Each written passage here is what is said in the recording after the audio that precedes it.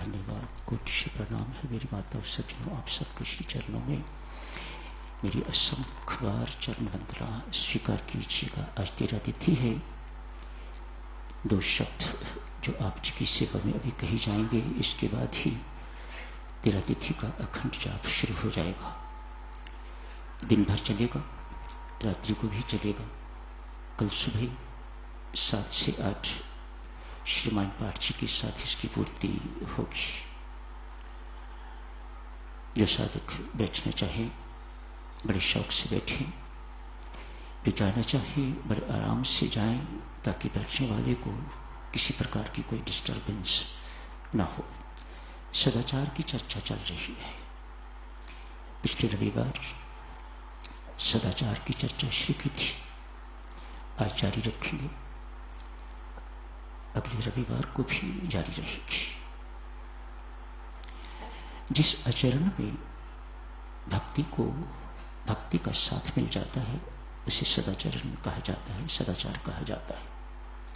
साधारण शब्दों में देवियों सज्जनों, जो व्यवहार हम परमात्मा से करते हैं, जैसा व्यवहार हम परमात्मा से करते हैं, जैसा आचरण हम परमात्मा से करते हैं, वैसा ही यदि संसार से हो जाए तो इसे सदाचरण कहा जाता है, इसे सदाचार कहा जाता है।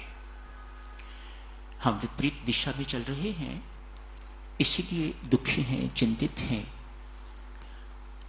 हम संसार से जो व्यवहार करते हैं, व्यापार का, लेन देन का, कुटिलता का, गंदगी का, ईमानदारी नहीं, बेईमानी का, हेराफेरी का, वैसा ही व्यवहार हम परमात्मा से करते हैं। इसे दुराचरण कहा जाता है। इसी दुराचरण के कारण साधुजन संत महात्मा कहते हैं कि हम दुखी हैं, चिंतित हैं, तनावग्रस्त हैं, घर घर में कलह क्लेश रहता है। सदाचरण की चर्चा अपने जीवन में उतारने योग्य है। साधुजनों, सदाचरण वह सोपान है, वह सीढ़ियां हैं जिन पर आप पांव रख के तो मोक्ष महल के छत पर पहुंचते हैं। आज एक संत महात्मा को स्वप्न हुआ है। 2 डंडे हैं उनके पास, यहां से लेके आकाश तक छूने वाले। इतनी लंबाई ऊंचाई है उनकी। स्वप्न में वह महात्मा उन डंडों के द्वारा मोक्ष महल की छत पर चढ़ने का भरसक प्रयत्न कर रहा है।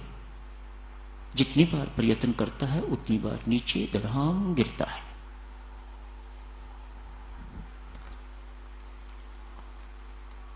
यह स्वप्न में सिलसिला जारी है। परमेश्वर की कृपा देखिए, एक वृद्ध इस दृश्य को स्वप्न में ही देख रहे हैं। संत को स्वप्न आ रहा है कि वे वृद्ध मेरे इस प्रयत्न को देख रहे हैं और मुस्कुरा रहे हैं। जब सफलता न मिली तो संत ने उस वृद्ध से पूछा, महाराज, मेरे पास ज्ञान के डंडे हैं, भक्ति के डंडे हैं, कर्म के डंडे हैं, योग के डंडे हैं, जो भी आप कहना चाहो। बहुत बड़े बड़े हैं, बहुत ऊंचे ऊंचे हैं, लेकिन मैं अपने लक्ष्य को प्राप्त नहीं कर पा रहा। मुझे मोक्ष महल है जो, उसकी छत पर पहुंचना है। साधन तो मेरे पास हैं, लेकिन मैं अपने उद्देश्य, अपने लक्ष्य तक नहीं पहुंच रहा।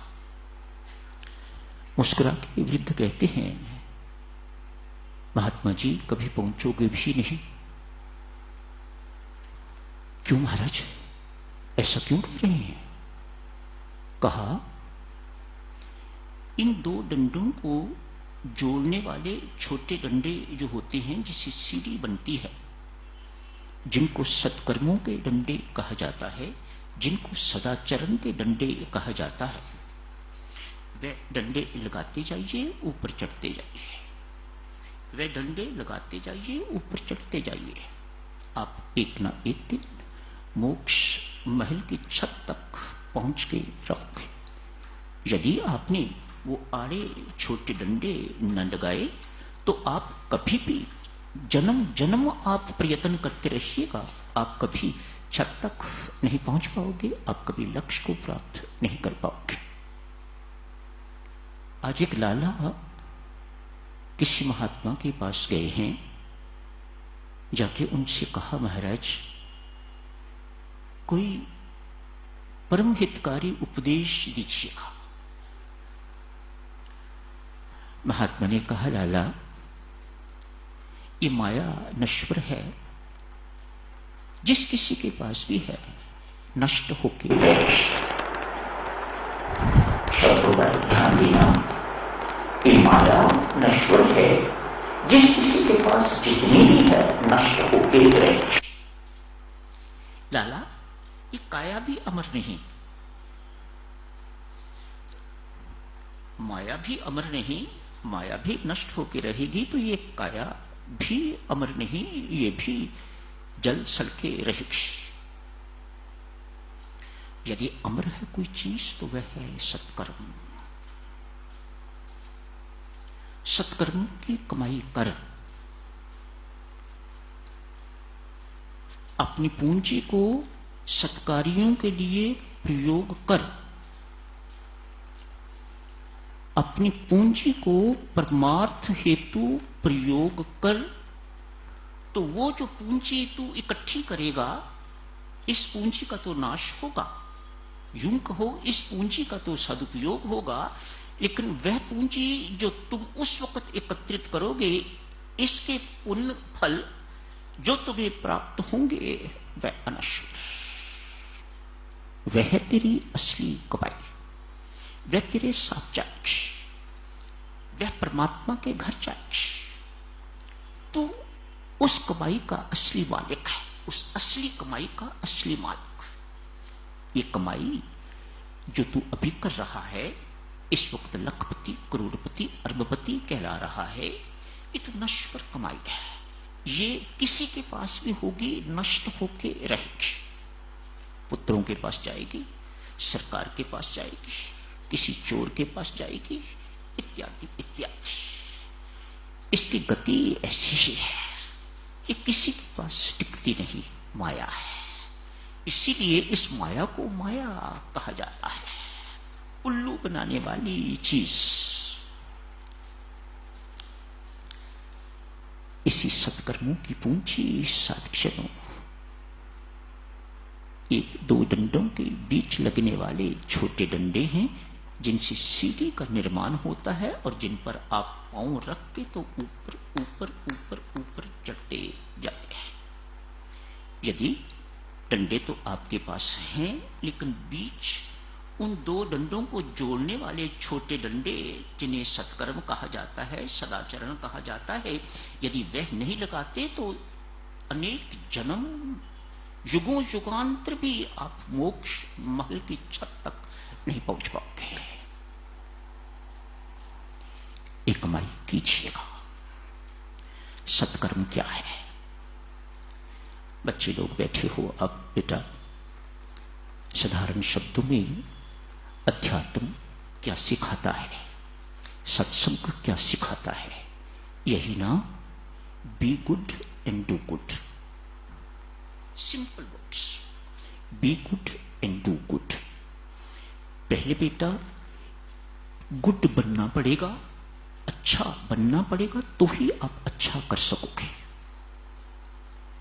अन्यथा नहीं। अध्यात्म सत्संगति आपको अच्छा बनने के लिए प्रेरणा देती है, एक नेक इंसान बनने की प्रेरणा देती है अध्यात्म, ताकि आप नेकी कर सको, ताकि आप नेकी की कमाई इकट्ठी कर सको, जो आपकी अपनी है, जो आपके साथ जाएगी, जिसका हिसाब किताब परमात्मा पूछेगा। इस कमाई का नहीं, ये कमाई तो आपकी प्रारब्ध के अनुसार परमात्मा दे रहा है आपको। इसका क्या हिसाब किताब, जो मैं ही दे रहा हूं, उसका हिसाब किताब मैं क्या पूछूं आपसे? मुझे तो उस कमाई का हिसाब किताब पूछना है जो असली है। नाम की कमाई कितनी करके आए हो, सत्कर्मों की कमाई कितनी करके आए हो, सदाचारी जीवन की कमाई कितनी करके आए हो, मुझे तो उसका हिसाब किताब लेना है। चर्चा शुरू करते हैं साधक। आज एक महापुरुष सदाचारी व्यक्ति परमात्मा को कितना प्रिय है। मेरी माताओं सज्जनों, विभीषण को जिस वक्त रावण ने निष्कासित किया है, लंका से निकाल दिया है, रावण और विभीषण का भाई है कुबेर। विभीषण उनसे सलाह लेने के लिए गए हैं, बड़ा भाई है। जाके वहां क्या देखते हैं, जैसे ही वे पहुंचे उसी वक्त भगवान शिव भी पहुंचे। राम राम प्रणाम हुआ, प्रभु आप यहां कैसे? कुबेर के पास तो वे आते हैं जिन्हें किसी चीज की आवश्यकता हो, आप तो दाताओं के दाता हो, आप भगवान शिव, आप शंकर भगवान यहां कैसे पधारे हो? भगवान शिव कहते हैं, भाई मुझे भी लोभ है, मेरे भक्तों की कामनाएं तो मर जाती है, वे तो निष्काम बन जाते हैं, उनके अंदर किसी चीज की चाह नहीं रहती। तू मिल गया तो फिर मुझे और क्या चाहिए, सब कुछ मिल गया, तू मिल गया तो सब कुछ मिल गया, अब मुझे और किसी भौतिक चीज की आवश्यकता नहीं। मेरे भक्तों की चाह तो मिट जाती है, वे तो निष्काम हो जाते हैं, लेकिन मैं निष्काम नहीं हो पाता, मेरे राम निष्काम नहीं हो पाते। विभीषण जी, मेरे राम आपको अपने हृदय में बिठाने के लिए बेताब बैठे हुए हैं, मेहरबानी करके अविलंब जाइएगा, उनकी चरण शरण ग्रहण कीजिएगा। उन्हें भी इस बात का लोभ है कि सदाचारी व्यक्ति, सत्पुरुष, महापुरुष आए और मैं उन्हें अपने हृदय में स्थान दूं, और मुझे भी ये लोभ है। सदाचार की महिमा, सदाचारी व्यक्ति, ईमानदार व्यक्ति परमात्मा को इतना प्रिय कि वह उन्हें अपने हृदय में निवासित करते हैं, अपने हृदय में बिठा लेते हैं। आज एक ऐसा ही महापुरुष साधक दिल्ली से पठानकोट जाने के लिए रेलवे स्टेशन पर आए हुए हैं। 4-6 उनके अनुयायी भी साथ, बहुत प्रसिद्ध है। मानो जब दिल्ली छोटी थी तो सारी दिल्ली उस महापुरुष को जानती हो। महापुरुष स्टेशन पर पहुंचे, प्लेटफॉर्म पर देखा सामान बहुत है, कहा ये सामान सारा मेरा ही है? महात्मा ने पूछा, हाँ महाराज आप ही का है, मेरे साथ जाएगा? हाँ जी ये आपके साथ जाएगा। क्या इसकी बुकिंग करवा ली है? मुझे लगता है कि ये सामान एक्स्ट्रा है, ये सामान ज्यादा है, जितनी मुझे इजाजत है साथ ले जाने की उससे ज्यादा है, मेहरबानी करके इसकी बुकिंग करवाइएगा। गार्ड साहब पास ही खड़े थे, वे भी जानते थे। स्वामी जी, महाराज क्यों चिंता करते हो, मैं साथ जा रहा हूं, गाड़ी में मैं साथ हूं, अतएव आपको किसी प्रकार की चिंता करने की जरूरत नहीं, मैं जो बैठा हूं। सामान ज्यादा है तो कौन पूछेगा आपको, मैं साथ हूं। महात्मा मुस्कुरा के कहते हैं, भाई आप कहां तक जाओगे? मैं लुधियाना तक जाऊंगा। उसके आगे महात्मा ने पूछा,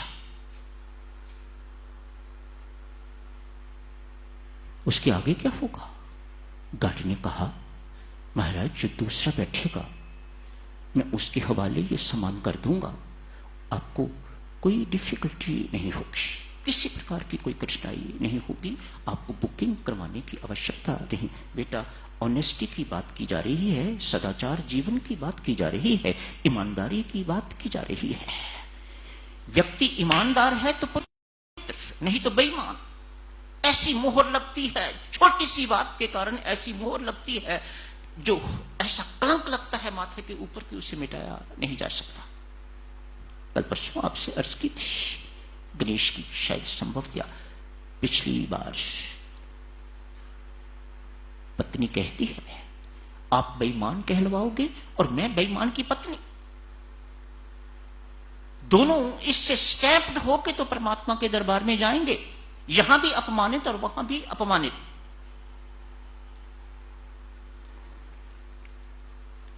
महाराज आपने पठानकोट तक ही जाना है ना, ये कार तो जम्मू जाएगा, आप क्यों चिंता करते हैं, आपका सारा प्रबंध हो जाएगा। महात्मा कहते हैं भाई मैं आपकी बात मान के अनैतिकता के, इमोरलिटी के मार्ग पर चल पड़ूं, इस अपराध से मैं बच भी जाऊं आपकी सिफारिश के कारण, राम के दरबार में मुझे कौन बचाएगा। ये जीवन यात्रा बेटा लुधियाना या पठानकोट तक ही खत्म नहीं हो जानी, ये जीवन यात्रा तो तब खत्म होगी जब मैं राम के दरबार जाऊंगा, वहां मुझे कौन जाके बचाएगा। अवाक, अनुयायी भी अवाक और गार्ड साहब भी अवाक। उसी वक्त जाके एक्स्ट्रा लगेज की पैसे जमा करवा के तो रसीद उस महापुरुष के हाथ दी थी। आलोक, यदि ऐसा ना किया होता आज उसकी कहानी ना सुनाई जाती। हमारी कहानी कौन सुनाएगा, बेईमान की कहानी कौन सुनाएगा, हेराफेरी करने वाले की कहानी कौन सुनाएगा। इतनी सी बात और आज उस महापुरुष की कहानी आप सुन रहे हो, मन करता है उस जैसा बने। कितने पैसे खर्च हो गए होंगे, कितने पैसे खर्च हो गए होंगे। एक ने उच्च ईमानदार बना दिया, इतने से पैसे बचाए होते तो बेईमानी की मोहर लग गई होती और ये कहानी कभी सुनाई न जाती। जारी रखेंगे साधक जन इस चर्चा को अगले रविवार को। आज यही समाप्त करने की इजाजत दीजिएगा।